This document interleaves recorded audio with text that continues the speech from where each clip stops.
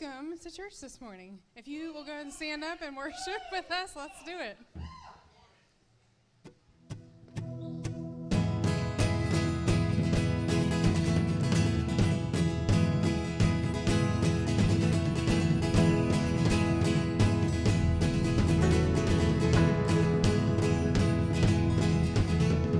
Wandering into the night, wanting a place to hide this weary soul,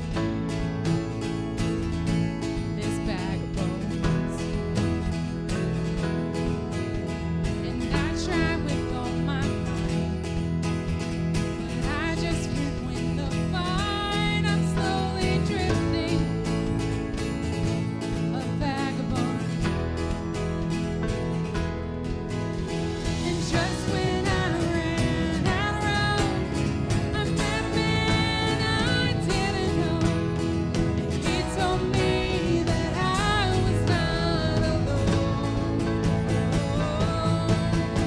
You picked me up, you turned me around, and placed my feet on solid ground. I thank the Master, I thank the Savior, because you healed my heart, you changed my name, forever free. I'm not the same. I thank the Master, I thank the Savior, I thank God.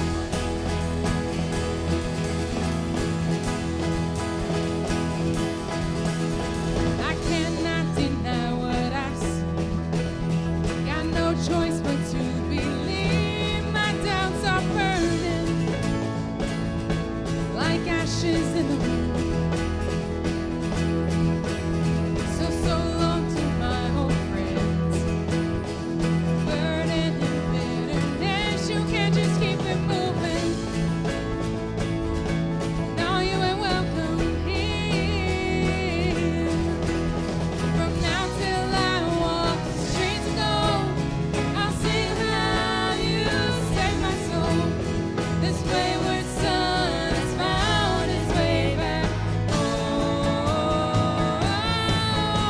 You picked me up, you turned me around, you placed my feet on solid ground. I thank the Master, I thank the Savior, because you healed my heart, you changed my name, forever free. I'm not the same. I thank the Master, I thank the Savior, I thank God.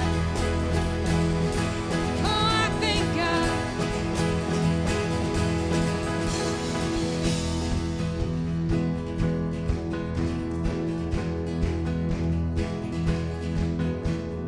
Hell, lost another one, and I am free. I am free. Hell, lost another one, and I am free. I am free. I am free. Hell, lost another one, I am free. I am free. I am free.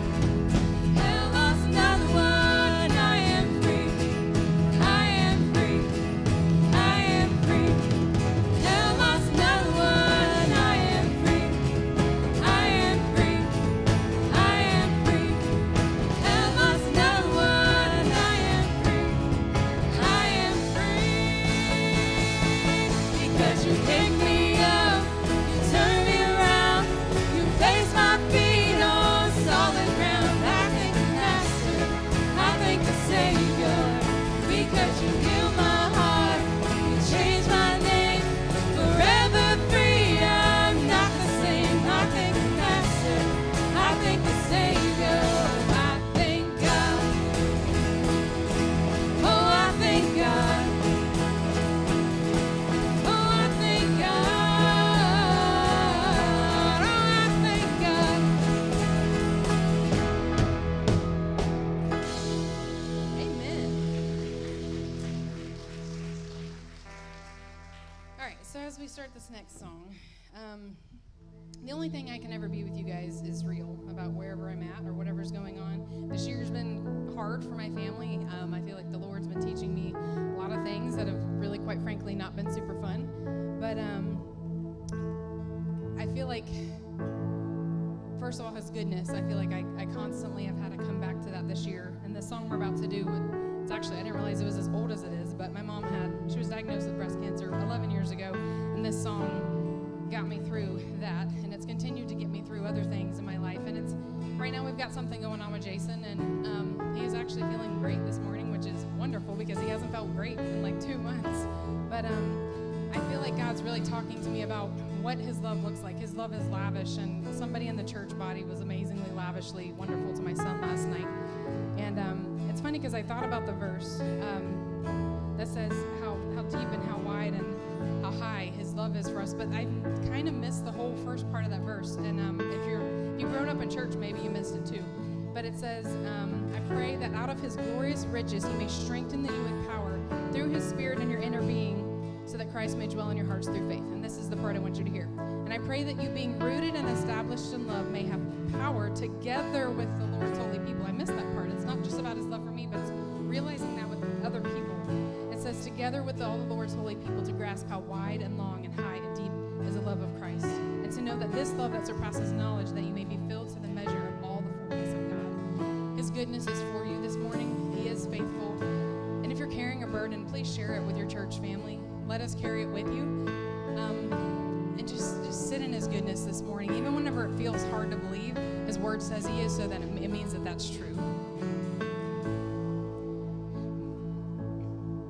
Let the King of my heart be the fountain I run, the fountain I drink from. Oh, he is my song. Let the King of my heart be the shadow where I hide, the ransom for my life. Oh, he is my song, 'cause you are good and good. Oh, you are good and good. Oh, you are good, good.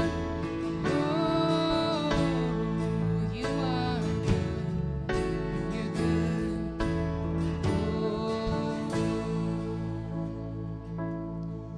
let the King of my heart be the wind inside my sails, the anchor in the waves. Oh, he is my song. Let the King of my heart be the fire inside my veins, the echo of my taste. Oh, he is my song, 'cause you are good, good. Oh, you are good, you're good.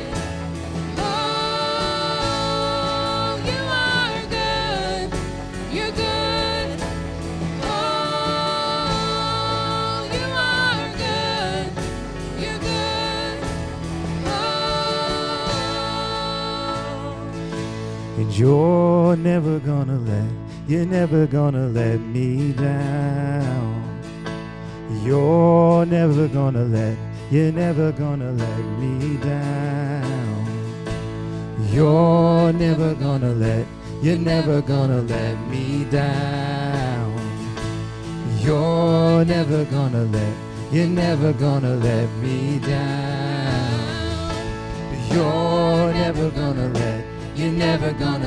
me down. You're never gonna let me down. You're never gonna let me down. You're never gonna let me down. You are good, you're good. Oh, you are good, you're good. Oh, you are good, you're good. Oh, you are good, good. Oh, You're never gonna let me down. You're never gonna let me down. you're never gonna let me down. And you're never gonna let me down. You are good. You're good. Oh, you are good. You're good. Oh, you are good. You're good. Oh, you are good. You're good.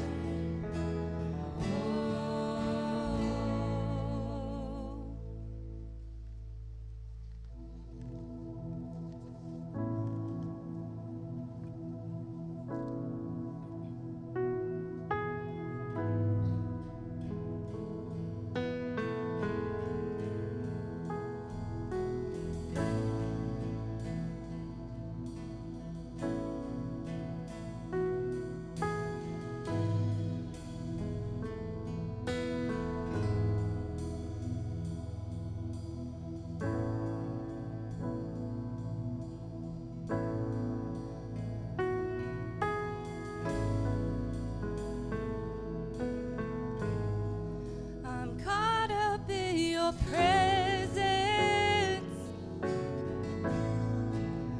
I just wanna sit here at your feet. I'm caught up in this holy moment. I never wanna leave. Oh, I'm not here for blessings. Jesus, you don't owe me anything more than anything that you can do. I just want you.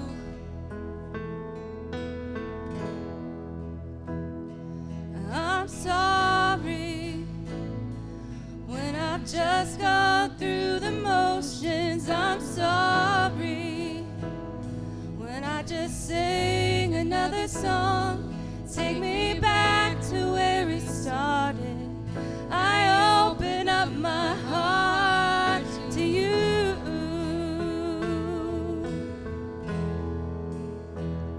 And I'm sorry when I come with my agenda. I'm sorry when I forgot that you're enough.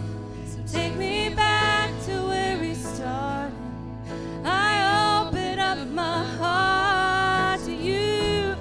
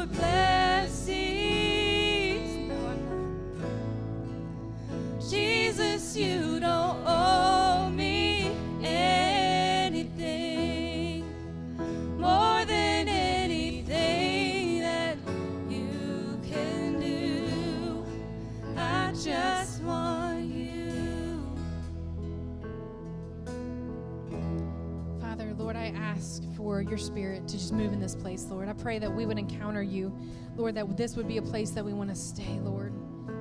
There is genuinely, truly nothing else in this life that can fill the spaces the way that you do, that can heal the hurts, Lord, that can change lives, Lord. God, I pray for the person in here that doesn't know you today, maybe, Lord, that they would experience you today and that they would call upon your name and be saved, Lord. You are so good and so faithful. We love you so much. In Jesus' name.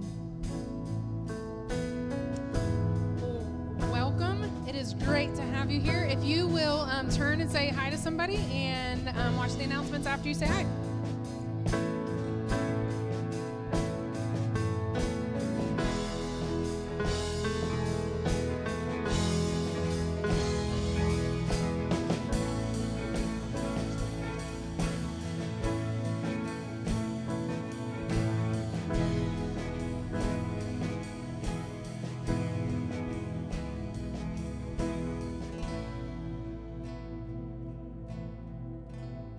Hey everyone, welcome to TBA Church, where we're living sent to be the hands, feet, and voice of Jesus in order to impact the community and the world around us for the gospel. We're so glad you guys are here today. If this is your first time here, or if you just haven't gotten signed up yet, we'd love for you to sign up for our TBA Connect system. This is an amazing way to get connected here at TBA and just to get signed up for different things like groups or baptism or even an after church luncheon. The easiest way to sign up for this is to text NEXT to the TBA Connect number right here. One of my favorite things about the TBA Connect system is how we can give online. So all you need to do is text GIVE to the TBA Connect number, and that makes it really easy for your tithes and offerings. Remember, during worship or after the service, if you need someone to pray with or just to talk to, there's always someone waiting at Next Steps to help you with whatever you need. We've got a few announcements today, so let's see what's coming up. On your way in this morning, you should have received a list of all of our focus groups that are going to be launching in October. There's some amazing groups here ranging from marriage to biblical studies. So I hope that you find a group that fits you perfectly. Remember, we're continuing our food drive. We really want to pack out the food pantry as much as we possibly can. So if you want to help out with that, the best way is to just look at that card in the seat in front of you and see what you can bring to the food pantry. Now, our next food pantry store is going to be on October 9th. So if you want to volunteer for that, we'd love to see you there as well. Well, that's all for announcements. I hope you guys are having an amazing Sunday. Today, we're going to be kicking off a new short series called A Better Way. So here's Brian Legg with the message. Good morning. That was kind of weak, whoever put that out, I'm just saying. My name is Brian Legg. I'm part of our lead pastor team. So glad you guys are here this morning. If you are a regular face around here and you kind of look around and you've been here a while and you look around and you see there's some people missing, that's on purpose. We got rid of some of our normal faces, and I use that term really loosely this morning when I say normal. Actually, we've got a bunch of our guys out of our church who are involved in a spiritual retreat weekend this week called Tres Dias. Next weekend, several of our ladies will be involved as well in the same thing. And if you're not familiar with that, it's a 3-day spiritual retreat that's really just designed to kind of help teach you about the love and the grace of Jesus in a different way. And then also it's specifically designed to help those who are already following Christ take that next step in their journey to become Christian leaders within the church. And so if you're interested in that or you'd like to know a little bit more about it, it's something our church has participated in for a long time, but it's very limited in how many people we can send through at a time. So that's why you see some faces out and some still here, but we'd love to talk with you about it. I'll be at Next Steps at the end of service, can talk to you, and Joni will be back there as well. We would love to share with you. So 2 weeks from today, we're going to start a new series that's exploring the heart of evangelism, but very specifically, and this is kind of tying back into everything we've been talking about in our prayer series, we're going to be talking about what it looks like to pray for and pursue that one person, to be able to have that opportunity to share the gospel with them, to do life with them and walk with them. And as we prepare for that, we wanted to take a couple weeks to kind of bridge the gap between the two things. You know, we just come out of this big series on prayer. We've had lunch every week after church. We've had a lot of discussion about it. We've been talking about things related to that. We're getting ready to jump into something else very serious. And I wanted us to take a couple weeks to bridge that gap between those two, and there's some things I think we need to consider as we take this next step. So today we're talking about a better way, and we're exploring a couple of the very specific ways that Jesus lived his life. So looking beyond just the truth that he taught, which I want to make sure we're clear and you understand, we will always be a church that teaches the truth of God's word, that teaches the truth that Jesus taught and stands on that. We hold to that. But I want to look even deeper these next 2 weeks at some of the ways that he lived his life. What were the ways that he went about doing everyday activities as he went along? In John chapter 14, Jesus is telling his disciples, about his coming ascension to heaven and how he's going to come back to take them with him. And we see this well-known statement that he makes, John chapter 14, verse 6. Jesus told him, I am the way, the truth, and the life. You've probably heard that 1,000 times, right? Even if you've only been to church like 3 times in your life, you've probably heard this at a funeral, you've heard it at some other event somewhere. This is one of those very well-known statements that Jesus makes. I am the way, the truth, and the life. No one can come to the Father except through me. See, in my experience, there are probably a lot of churches who do a pretty good job of focusing on the truth of Jesus and even the life of Jesus. But a lot of times we don't take time to really think about the way of Jesus. How did he live his life? What are some of the normal things he did? And I want us to dig a little deeper into that. Now, before we go any further, I want to give appropriate credit. We're borrowing this series from Pastor Craig Rochelle, who is a pastor of Life Church in Oklahoma, if you're familiar with that. If you have the Bible app on your phone that you probably use, they are the church that developed that. So that kind of gives you a little bit of context. And I'm telling you that mainly because, one, I'm grateful that they give these free resources that we can use because it kind of helps us take an idea that we were already running with and add a lot of creativity to it. But the other piece is I found a lot of irony in something that he said. I was watching a message related to this, what we're talking about today, and he was talking about this whole series for him was built off of a book by John Mark Comer. And you may have heard this too. I've talked about it before. It's called The Ruthless, Elimination of Hurry. Now, that's a book that I started reading about 8 or 9 months ago. I even shared one Sunday a little bit from it, a couple little clips. But I've never finished it yet because I haven't had time. And you're going to see the irony of that statement in just a few minutes. So, you may have already known this, but the early Christians, the original Christians, weren't even called Christians at all. You've probably heard this before, but they were called followers of the way. That's interesting to think about. They were true disciples. They weren't just learning the truth that Jesus taught, but they were also imitating the way he lived. That's the whole concept of being a disciple. You're following after the teacher, not just learning what they know, but learning how they do life, going about doing life the same way, imitating them. And so it begs the question for us, what did that look like? What way did Jesus live that these disciples were trying to imitate?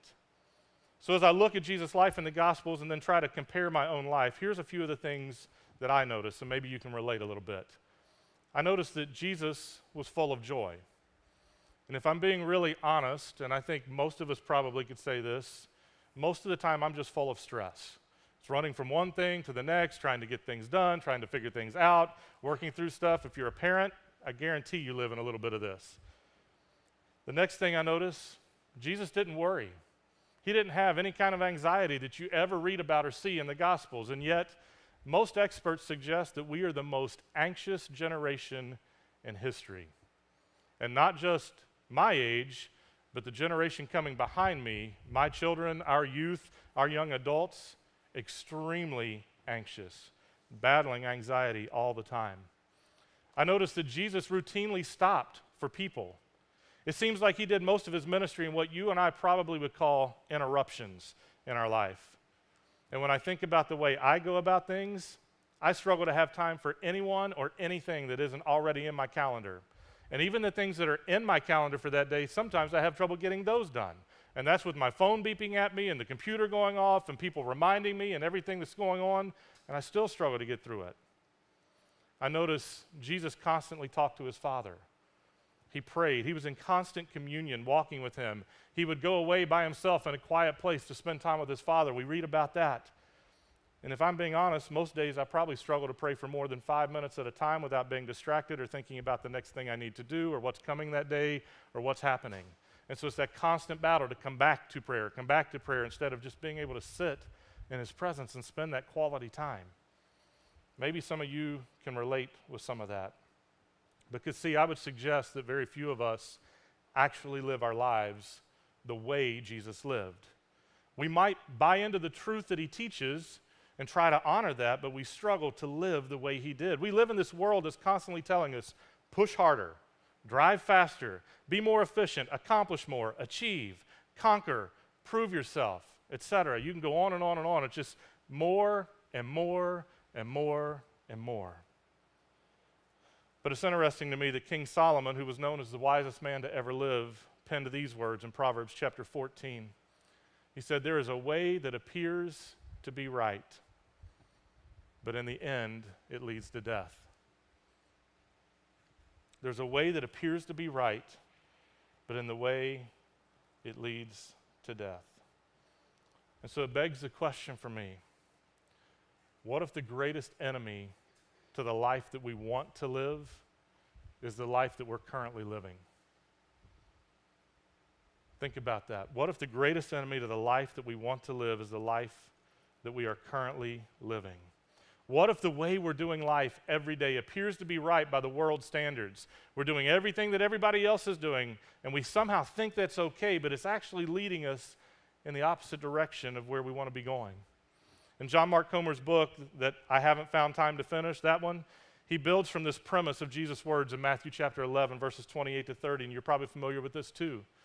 Then Jesus said, "Come to me, all of you who are weary and carry heavy burdens, and I will give you rest. Take my yoke upon you. Let me teach you, because I'm humble and gentle at heart, and you will find rest for your souls. For my yoke is easy to bear, and the burden I give you is light." Now that yoke that Jesus is referring to here in this verse is a work tool that joins two animals. Typically oxen is where you see this. But it joins two animals together so that they can work together and accomplish more. Now look at that. Is that something that you think about, that contraption that you want to put around your neck and be yoked to someone else, and that's going to make your burden easier and make things light for you? That looks like hard work, doesn't it? But think about it. The yoke forces these two animals to work at the same pace. When they're yoked together, one animal can't run while the other animal's walking. And Jesus is inviting us to work with him at his pace, not to just believe his truth, but to live the way he lived. It sounds like a better way to me, don't you think? So these next 2 Sundays, today and next week, we're going to explore these 2 specific ways of Jesus. Today I'm going to explore specifically Jesus' pace of life and ministry, how he never seemed to be rushed. He seemed to have time for every person that he encountered and came along in his journey. Next week, Stevie's going to look at the presence of Jesus and how he was fully present in every single encounter he had with people. He was living in the moment, so to speak. And so I've got to wonder as we start today, does your life always feel a little bit rushed? Do you feel like you're running from one thing to the next? There's always one more thing that needs to get done. Never enough hours in the day. You're always letting somebody down because you just couldn't get to that one more thing. I know I sit there often. And how do we most often respond to that feeling? Well, I would suggest most of us work harder. We try to be more efficient. We squeeze more into the schedule. We find ways to get more stuff done. We choose the fastest lane at the stoplight, right? I know how you are. You're pulling up and you're checking, that truck's going to be forever. I'm pulling up behind the sports car. You want to get through as fast as you can go. You get to Publix and you're going through the checkout line. Where do you go? You go to the one that has somebody that has 3 items, not the person that has 3.5 carts full of items, right? You're checking carefully. Exactly. We multitask continuously. Sometimes you multitask in places you shouldn't even have your phone with you. I'm just saying.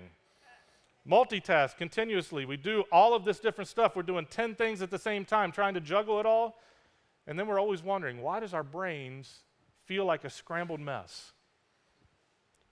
Maybe it's just me. Maybe I'm the only one that really struggles like that. But as I listen to some of you laugh, I think you can relate. See, I know it seems like I can do things like that for a short season, but then I hit this place where I suddenly realize I'm running at an unsustainable pace, and I'm missing out on the things that matter the most. And if I'm really being transparent and honest, this is a hard message for me. Because all week as I've studied and just getting up here this morning, I feel like a hypocrite as I start to share these things because I struggle so much in these areas. I was just talking with Greg before service of all mornings. I'm talking today about the pace of Jesus. And because some guys are out of town, I came in and was rushing from one thing to the next this morning to make sure everything's ready for church, to make sure kids' ministry's set up, and this is working. And most of the stuff I didn't even need to do. But I felt responsible, and so I'm running and making it all happen. And then I stopped in the back and I went, today's about resting and not being rushed and coming into things with a peaceful mind and a peaceful heart.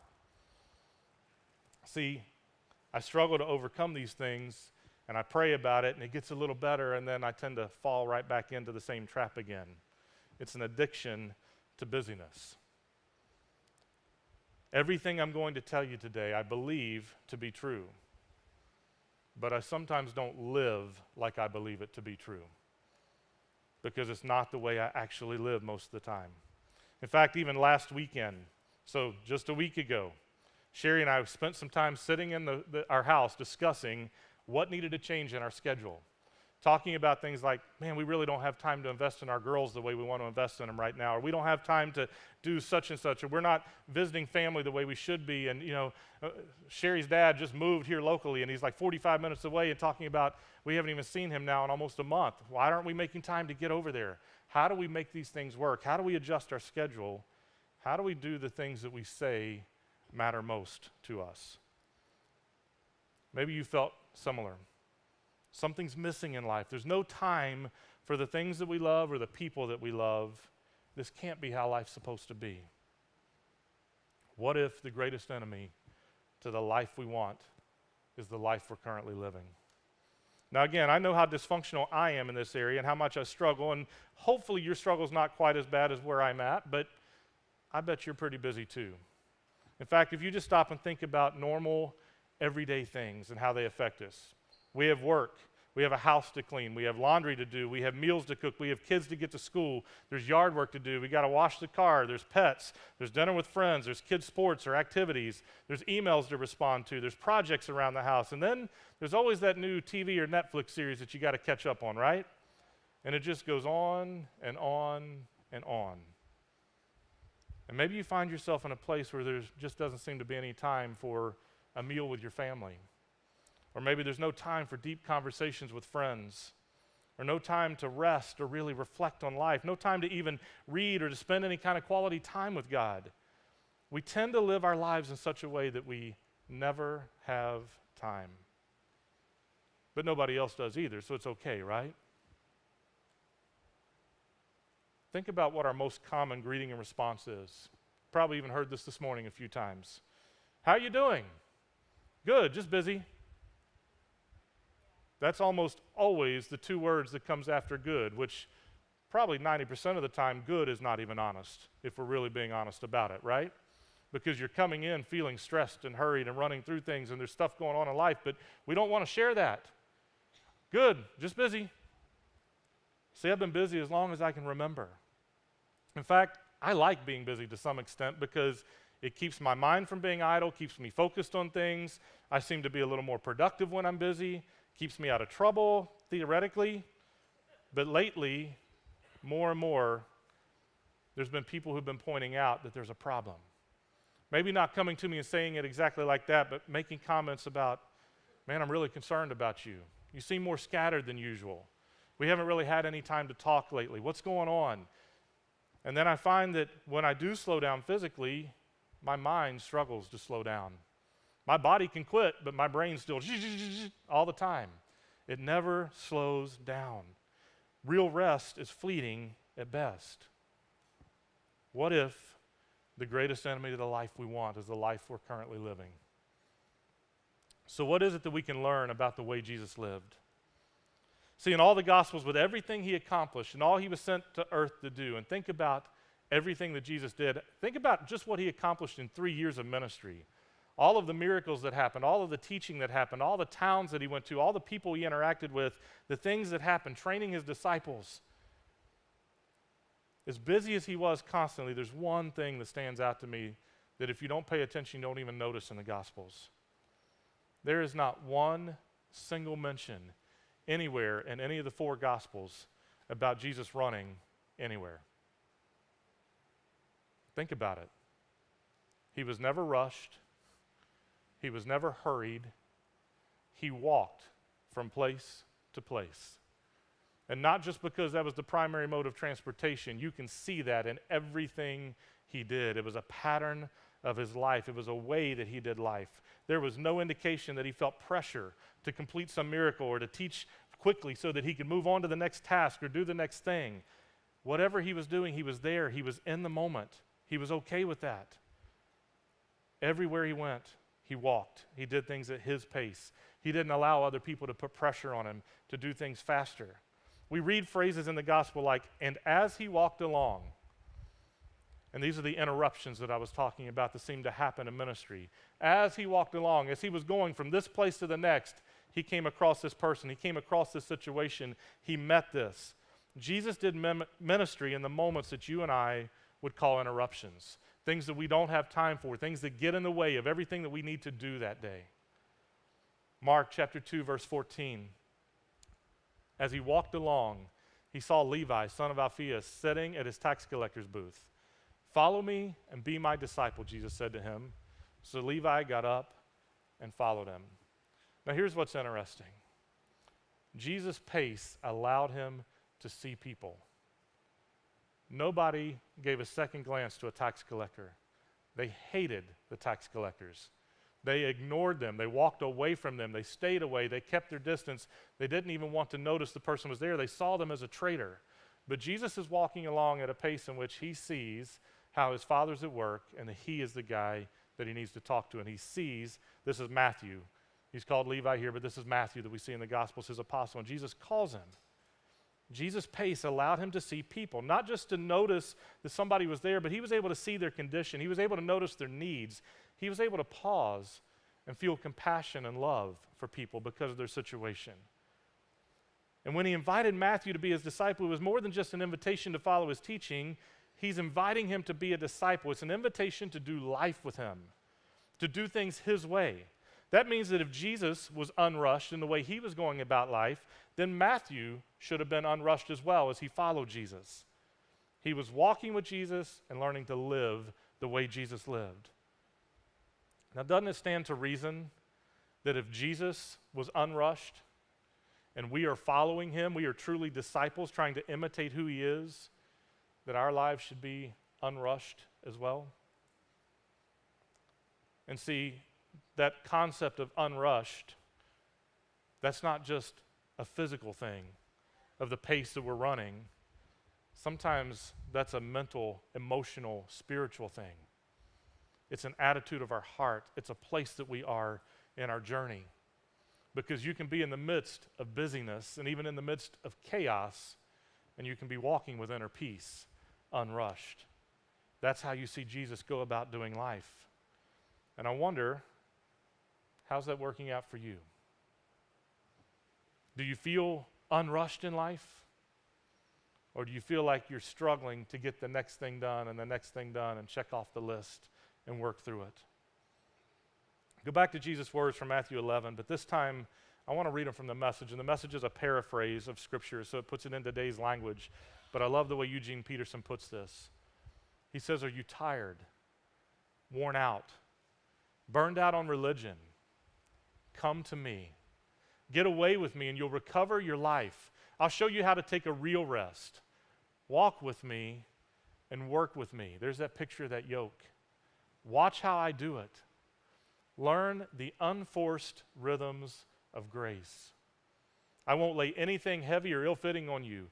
Keep company with me and you'll learn to live freely and lightly. Think about some of those words. Walk with me.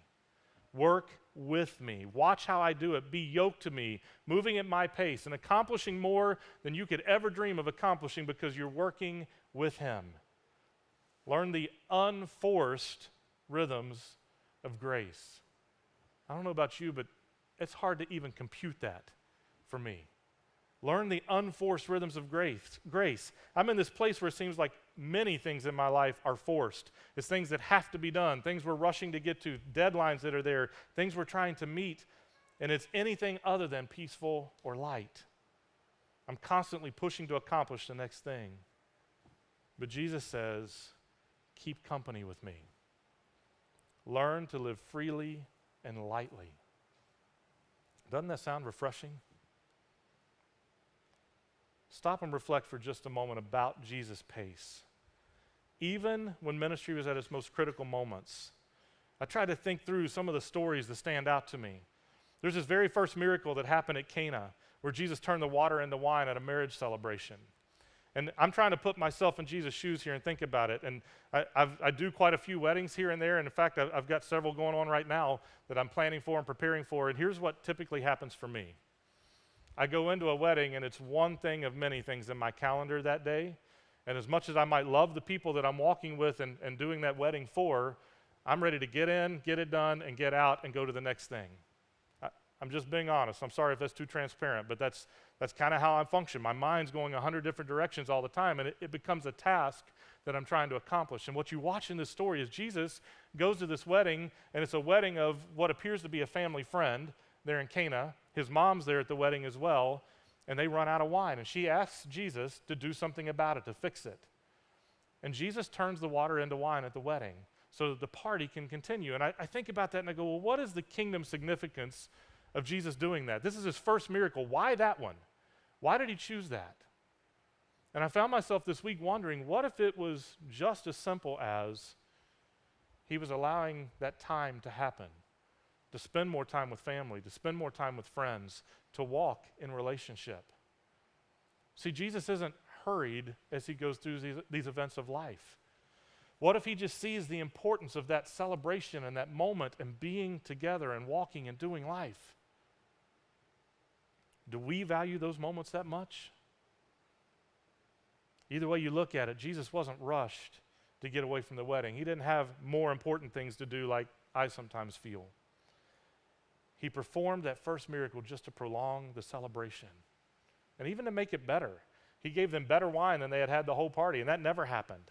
You read that in the story. The host always brings out the best wine first, and then they give you the junky stuff at the end.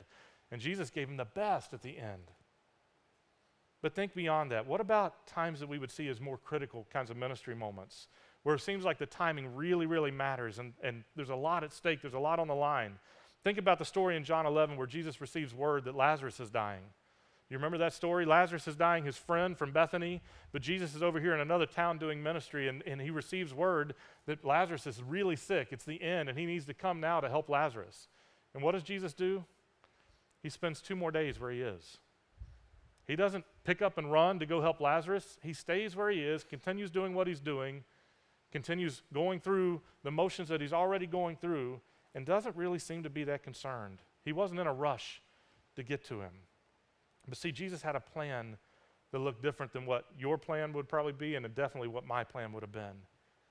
And when Jesus finally arrived in Bethany 4 days later, 4 days, Mary's already come to him, told him Lazarus is super sick, he's about to die. 4 days later, Jesus shows up. Lazarus has been dead, well, actually it's probably longer than that, but Lazarus had been dead for 4 days when Jesus got there. And that was a huge, significant kind of thing, because in Jewish culture, at 4 days, it was over. You were dead. I mean, it wasn't like partially dead. The spirit had left you. Your soul was gone. It was all over. You were dead at 4 days. I mean, we believe a little differently than that. When you're dead, you're dead. But that's how they were. So for them, this was a big, big deal. And Jesus shows up, and 4 days after Lazarus has died, what's he do? He calls him out of the tomb. He raises him from the dead. He wasn't in a hurry to get there. He took his time, and he did an even greater miracle in that moment than what we would have ever dreamed or imagined. Think about how that went down, and if you were there near Jesus in that time. He waits 2 days before he even starts the journey. I'm thinking about Jesus' disciples, what they must be thinking. If I'm one of the disciples, I'm going, Jesus, what's wrong with you? Let's go. Get on your horse. Move. We got to get there. Lazarus is sick. And he waits 2 days and then goes. I feel stress over responding to an email or a text that really doesn't even have an important question in it. But it stresses me out because I want to respond. I want to make sure that we're meeting the deadlines and taking care of everything.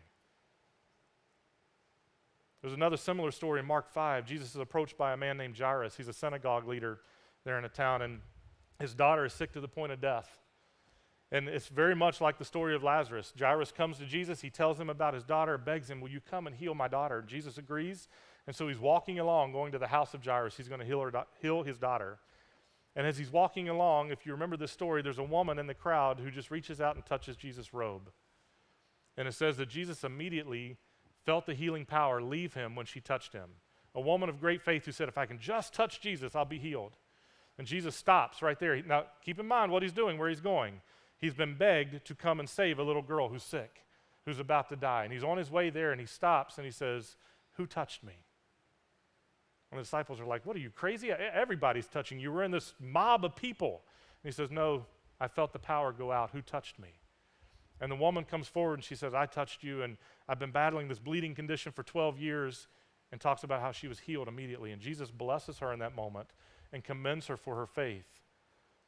But what happens as you read the stories and the time that it took for that encounter, when that lady reaches out and touches Jesus and he stops and he figures out who she is and he blesses her and he has that conversation, one of Jairus' servants comes and says, "It's too late. Your daughter's already dead." And even in that moment, Jesus is not rushed. He says, "No, she's not dead. She's just asleep.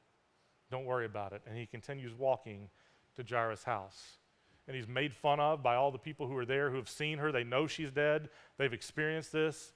They're giving him a hard time. Why didn't you come earlier? You don't understand what's going on. Jesus goes into the house. He raises the daughter from the dead. And he proves everybody wrong in that moment. He wasn't in a rush to get there. He did it in his timing, at his pace. Now, if I thought that I could do something about a dire situation like that, I'd be dropping everything and running, trying to get there, trying to make it happen. But Jesus didn't do that. He just continued at his pace and did more than you and I could ever dream about. So if Jesus never rushed, why do we? Why do we push so hard at times, and why do so many things feel like they're an emergency in our lives? They require us to pick up the pace to the point of negatively impacting our health, negatively impacting relationships around us, affecting the lives of others around us. See, I think if we dig below the surface to really assess what our motivations are in those things, we probably find one of two things. We're most likely either running to something or attempting to run from something. And you may be running from things like your past, maybe insecurities, failures, hurt or abuse, even just guilt and shame. Trying to get away from those things, trying to overcome those feelings. But you might also be running to things that just seem like it's greener grass. How many times do we run to something that seems like it's going to be better, to that fairy tale marriage, or maybe to parenthood, because that's going to make everything better, says no parent in the room ever. To a better job, to success, to wealth, to status. Who knows what we're running to or think is going to be so much better? The problem is when we're rushing at our pace, when we're chasing that life that we think we want, we're going to find a life that still leaves us empty. No matter what we're running from or to, it doesn't matter. Jesus puts it this way in Matthew chapter 16, verse 26. He says, "And what do you benefit if you gain the whole world but lose your own soul? Is anything worth more than your soul?" Those should be very sobering words to a culture that lives the way we live, day in and day out. Me especially.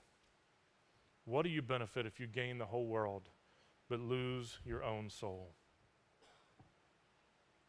What if the greatest enemy to the life we want is the life that we're currently living?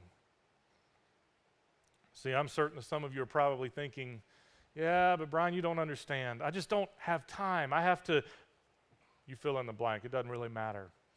Because we'll rattle off the whole list of excuses, and they're all good. They're great excuses. They're powerful. They're meaningful. They mean something in your life, and I get it. And anybody would stand there and listen to it and go, "Yeah, that kind of justifies how you're running the way you are. I get it." But let me challenge that thought for a minute. And this is a truth that I share with my girls often, and I'm going to get my chops busted when I get home for saying this. But I challenge my girls with this all the time, and I struggle to do it myself. But here's a truth that we need to hold on to. You have time for what you choose to have time for. That's just truth. All of us have time for what we choose to have time for. The solution is not more time. The solution is more of what matters most. And I'm going to meddle for just a moment here and get into a couple little details just to kind of help prove a point.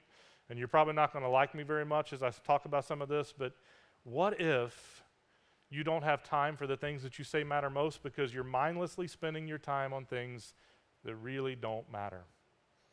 I researched a few statistics this week, and I found some things that were pretty disturbing.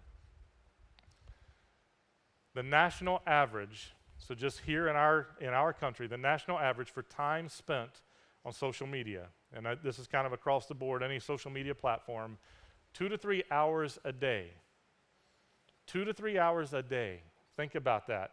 That's how much time is spent on social media. If you're under the age of 30, guess what? You're an overachiever because you guys are way higher than 2 to 3 hours a day.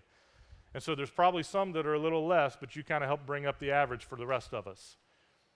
But just 2 to 3 hours a day, if you take that, the national average, and think about a normal 40-hour work week, that equates to 6+ months, almost 7 months of normal work weeks that are spent on social media. Let that sink in. How much time is spent doing something like that matters how much for your life in the grand scheme, if you're honest. Now let's get even more personal. TV. And I don't care if we're talking about cable TV, I don't care if we're talking about YouTube, I don't care if we're talking about Netflix or Prime or Hulu or whatever it is that you have to let you access stuff. The national average, 3 to 5 hours per day. 3 to 5 hours per day, which equates to 9 months of a normal work week. 9 months. Think about that. 3/4 of your year that you should be spending at work doing normal work things is spent watching television. That's a lot of time. And then it gets even worse. The national average for working hours per day, this is what most people would report. If you have a full-time job, you would be working 8 hours per day. Now, a lot of people work a lot more than 8 hours a day, but this is average. Scheduled for 8 hours a day, but technically only work, meaning they're on task and effective and actually doing their job, 3 hours a day. Now, I got to wonder how much of that screen time that we just talked about is happening at work. And then we wonder why things don't get done and why we're always rushing to meet deadlines and get things accomplished because we didn't do what we were supposed to do at work in the first place. Just saying. That's the national average, 3 hours per day on task. Now, I'm sure that's not true for everybody, but that's a sobering thought. And yet, we don't have time to do the things that are important to us. Things that make you go, right? Now, I'm not trying to suggest that electronics or even idle time are our only struggles, because in reality, it might be a lot of good things that are getting in the way in our life. A lot of us are doing great things. You're serving places, you're volunteering places, you're doing things to give away to other people. You're involved in a lot of different things that are good things, but too many good things is not a good thing when it takes away from what's most important.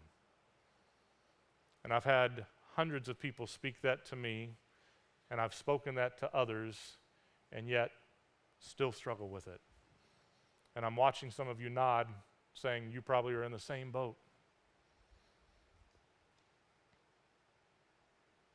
See, the only way to know what is most important is to walk in a surrendered posture that allows God to guide our steps. And that means all of our steps. If we want the ability to know when it's time to rush because something's an emergency, or when we need to take our time, even when it feels like an emergency, we've got to be tuned into what God's saying. We've got to be listening to his voice. We've got to be following the lead of the Holy Spirit. That's why Jesus never rushed. He knew what was happening. He saw things differently than you and I tend to see them. What if the greatest enemy to the life that we want is the life we're currently living? So what do? How do we change this? I wrote those 2 questions down, and here's the thought that came to mind for me this week. How do I know? I haven't figured this out. Seriously. That's kind of where, in fact, I wrote that in my notes. How do I know? I'm still rushing from one thing to the next way too often. But in all seriousness, if we truly want to be like Jesus, and if we want to live the way that he lived, then we've got to ask, who is Jesus really? What's this all about? And we've got to understand who he is in order to live the way he lived. And I think the simplest and most profound answer is simply this: Jesus is love. And love's not just an action of Jesus, it's who he is. And if you take that a step further to kind of build on that, John Mark Comer tells us this. He says that love is incompatible with hurry. Think about that. Love is incompatible with hurry. Love takes time. Love takes investment. You can't love well when you're in a rush. In fact, think about how Paul describes love in his first letter to the Corinthians. We read this passage all the time, especially if you go to a wedding, you hear it. But the very first words, 1 Corinthians 13, verse 4, that you hear says, love is patient. Love is patient. Love takes time. And hurry doesn't have time for love because it's rushing from one thing to the next. As I've mentioned probably too many times to you today, this is not a new struggle for me. It's something I walk through all the time. So here, I just want to share some things that I've been praying over the last few months that are things that God's been trying to teach me and help me see, and kind of the journey that I've been walking in all of this. Don't have it figured out, but I'm walking in it with you. God, teach me to be present in the moment with people. Fully present. Help me to put down my phone. Help me to ignore all the possible distractions, and I get distracted easily so that I can actively listen to whatever's said. Maybe you can relate to this. I'm one of those people that I can be sitting having a one-on-one conversation. This happened last night, and because I've been thinking about this all week, it was blatantly obvious and painful for me.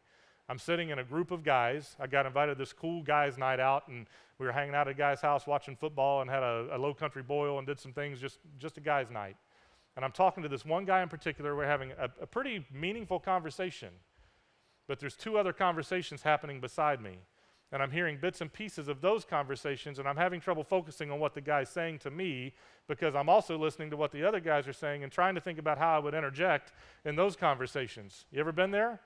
Like I'm in 3 conversations all at once, but I'm only supposed to be in one.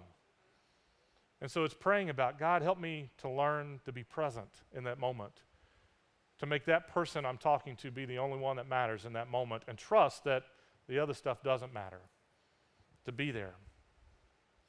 God, help me to choose according to your priorities and not my selfish desires. In other words, help me to say no to things that are not the most important right now, even good things.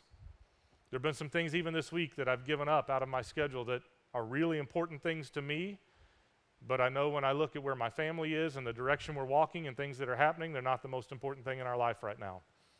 Good things, but not the best thing. And so I'm trying to learn to start making some of those decisions.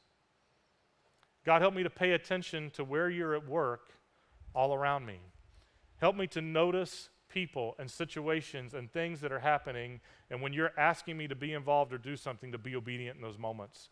Because it's really easy for me to get hyper-focused on my task list, my schedule, my plan for the day to get through that, and I'm rushing from one place to the next, and I don't even notice the opportunities around me that God may be laying there before me.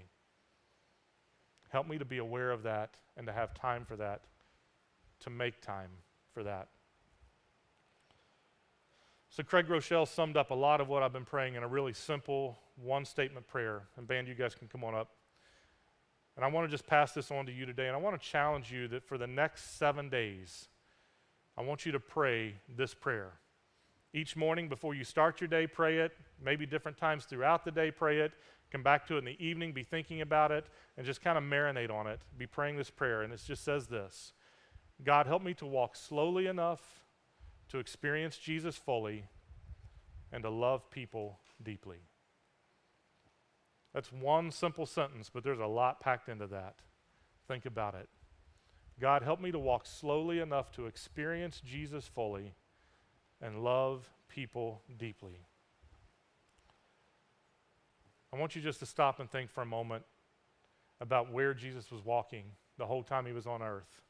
All of the ministry he did, all the miracles he performed, all the people that he healed, all of the interactions he had, all the interruptions that happened that entire time as he was walking at his pace, which was unrushed and a lot slower than most of us walk. Where was he going? The whole time he was walking towards the cross. The whole time he came to earth knowing he was going to die. He came to earth knowing the sacrifice that he was going to make for us. And he was walking with that mission in mind, with that purpose in mind. He was walking towards the cross, towards his own death, to sacrifice himself. And see, I think that's what it's going to require for us too. We've got to be able to lay down our own lives for others. We've got to walk towards our own cross, give up on what we want, our own plans, our own desires, die to self so that God can do what he wants to do in us and through us. That's what will make time for what matters most. God, help me to walk slowly enough to experience Jesus fully and love people deeply. Imagine how our lives might look different each day if we started every day with that simple prayer. If that was our mindset going throughout the day, letting it guide every decision that we make, I think it could be very powerful. So as we wrap up this morning, if you'd like to talk with somebody, if you'd like to pray with somebody, I'll be back at Next Steps. I'd love to talk with you. Joni will be back there as well, probably some others. We would love to be able to share with you and talk with you. If you're watching online or maybe you're not comfortable coming to Next Steps, that's okay. You can just text the word, go back. You have to help me, Peggy. Go back one slide. So you can text the word NEXT to TBA Connect, and the number will be there on the screen. When you text that word to TBA Connect, it'll send you a link to our digital connection card. And all that does is give you the opportunity to share your comments, share your prayer concerns with us, ask for assistance or for prayer on something specific. There's a drop-down box there or a place that you can type in whatever you need to say, and we'll follow up with you during the week. But we would love for you to do that. Let's take a moment and pray, and you guys go ahead and stand as the band comes, and they're going to lead us in worship. And I just want to leave you with that challenge to pray that simple prayer. Pray that very simple prayer that we would love Jesus deeply and we would slow down enough to be able to see people as we walk along. Let's pray. God, thank you for today. Thank you for just the way you've spoken to our hearts this morning. And God, I pray that it's been more than just my heart that you're speaking to, but really this epidemic that we see in our culture where we rush from one thing to the next. And we live this hurried pace, and we live this high-pressure life all the time.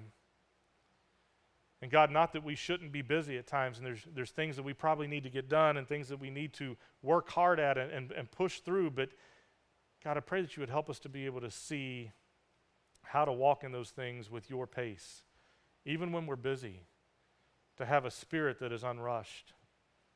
God, even when things feels like the pressure's on, that we can keep our eyes focused on you and allow you to guide and direct. God, help us walk with you unhurried and unrushed. Help us to rest, to be truly yoked to you and to live the way you lived. Speak to our hearts even now. In your name we pray. Amen.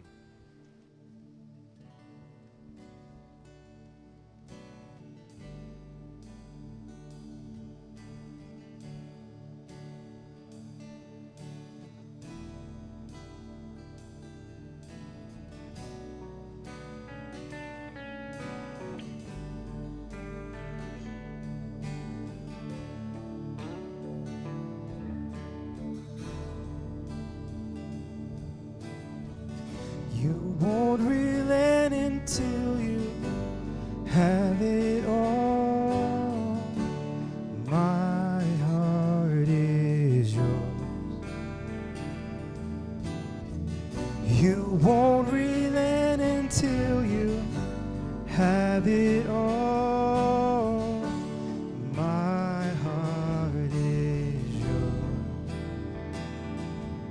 Now sin as a seal upon my heart, and as a seal upon my own. For there is love that is as strong as death, jealousy demanding as the grave. Many waters cannot quench this love. You won't relent until you have it all. And my heart is yours. You won't relent until you have it all. And my heart is yours. Now sin, you as a seal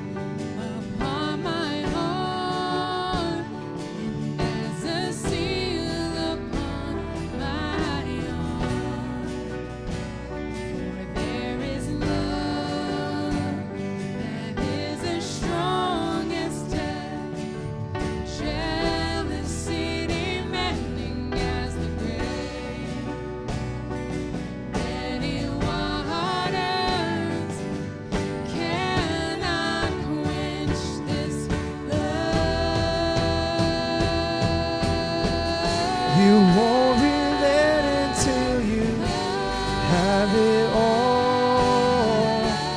My heart is yours. You won't relent until you have it all. My heart is yours. Come be the fire inside of me. Come be the flame upon my heart. Come be the fire inside of me until you and I are one. Come be the fire inside of me. Come be the flame upon my heart. Come be the fire inside of me until you and I are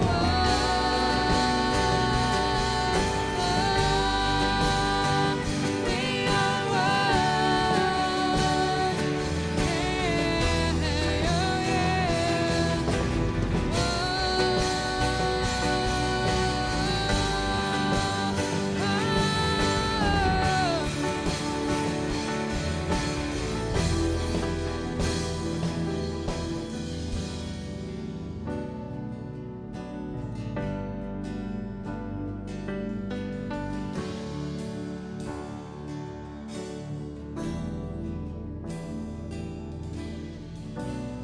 I don't wanna talk about you like you're not in the room.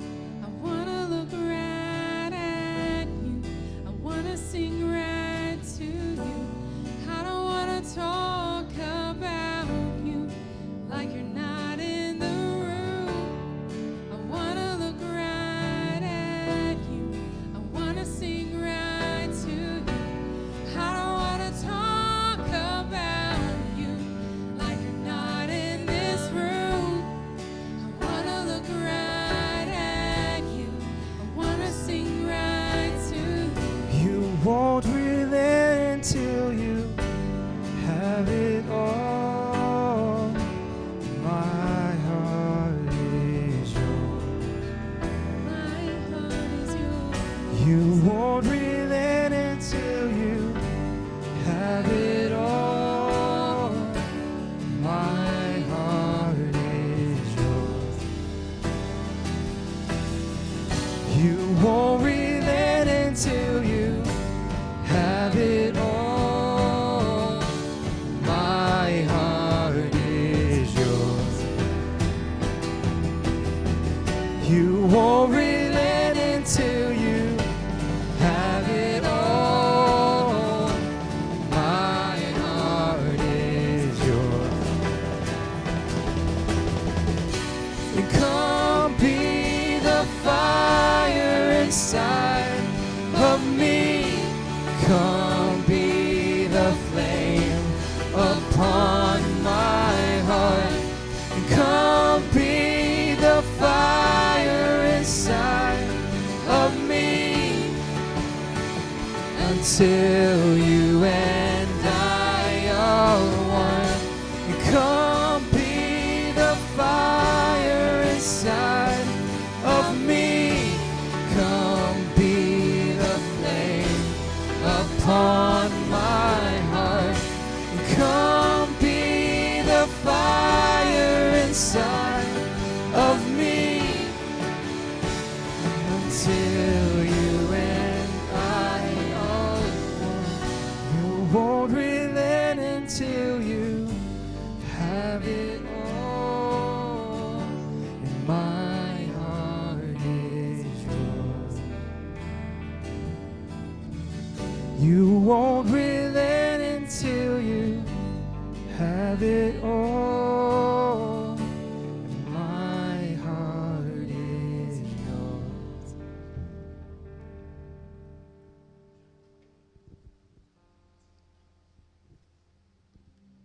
So I had to come and beg for forgiveness this morning because as leadership, I'm one of the ministry directors here, and as leadership, we messed up today.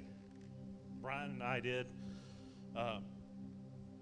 We always have a dedicated time of prayer. We just came off of a prayer thing, and the person supposed to do it for extenuating circumstances couldn't be here, so we were talking before. It's like, but we can fill in, we can make it happen. And we looked at the schedule, like, oh, we're going to run long today. No, don't worry about it. We need to get out of here. Don't worry about it. And in my heart, I'm like, yeah, because I'm going to go home and cook some bratwurst, and I'm going to hang out with my family. And I'm like, I want to get home and do that. I've been gone for a week for work, and I want to get home and have breakfast because I love a good brat. Love sauerkraut. I do. I love it. And God, I'm sorry. I put a sausage above God this morning. And I tell my kids and my wife, as a ministry director of this church, I tell you guys that God's number one. We sung about that one, nothing else before service. And a sausage was more important to me than God. We sung You Won't Relent, and I begged God to be with my family, but I wouldn't even relent with that because I was worried about 15 minutes worth of over church today.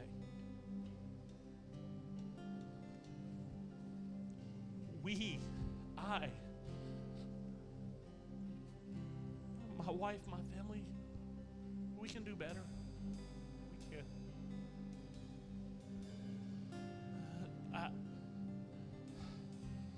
I'm going to ask the congregation to do something different. I'll get yelled at by the pastors because every time I grab the mic, it takes too long. I get told that all the time. But he's begging us to relent. Chin, he's begging us to relent. Congregation, he's begging us to relent. And I do not want to be the father. I don't want to be one of the ministry directors of this church.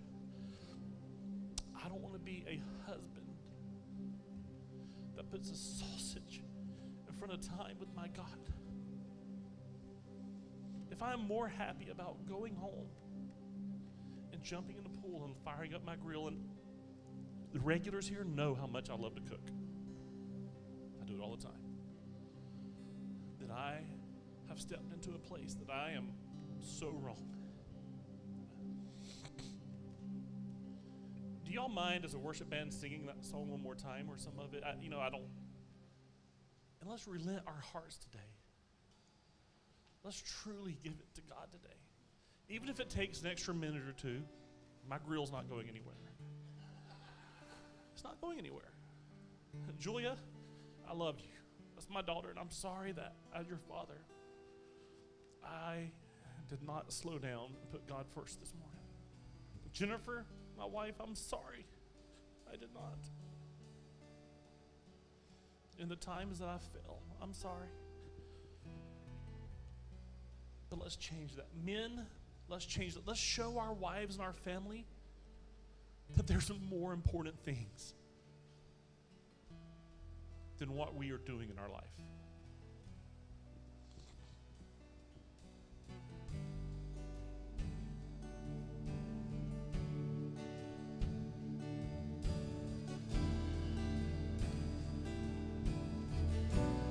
I don't wanna talk about you like you're not in this room.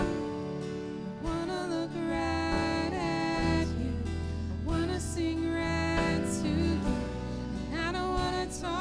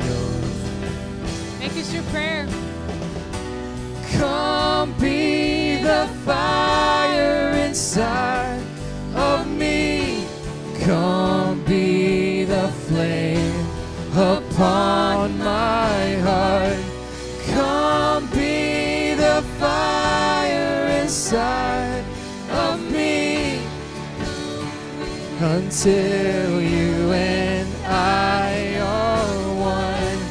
Come be the fire inside of me.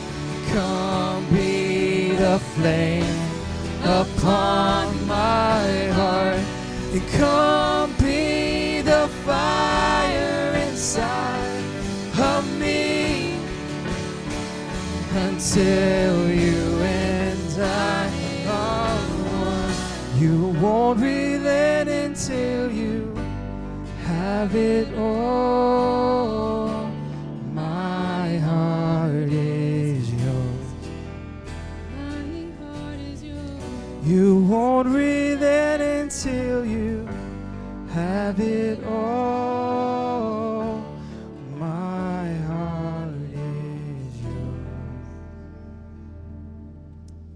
It's funny, I told the band beforehand when we were practicing, we're going to wrap it up with another song, but we're going to just continue with worship. But this year, I feel like I've let the enemy sit at my table. And it's funny because in Psalm 23, it says he prepares a table like in the presence of our enemies.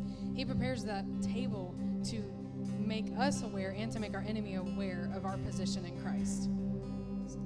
Whatever the enemy is whispering to you, whatever you're facing, you have a seat at the presence of the Lord. The enemy does not get to sit there. It does not have place in your life. So whatever you're facing, you're in the presence of the Lord, and he has you, you're held, you're kept.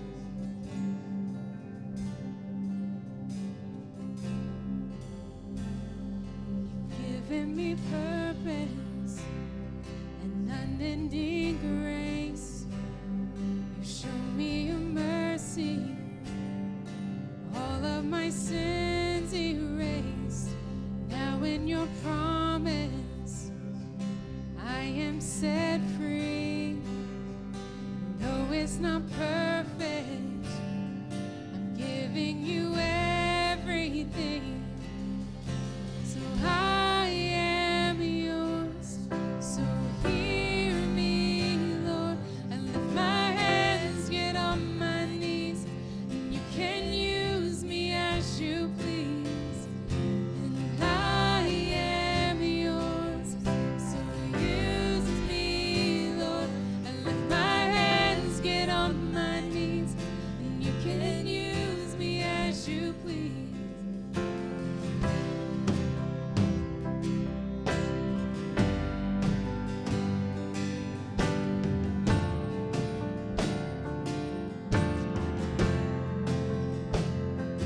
Tell me to ask you, and I will receive, to sit in your presence, and you will abide in me, to give you my burdens, 'cause your yoke is easy, death is defeated, this world has no hold on me.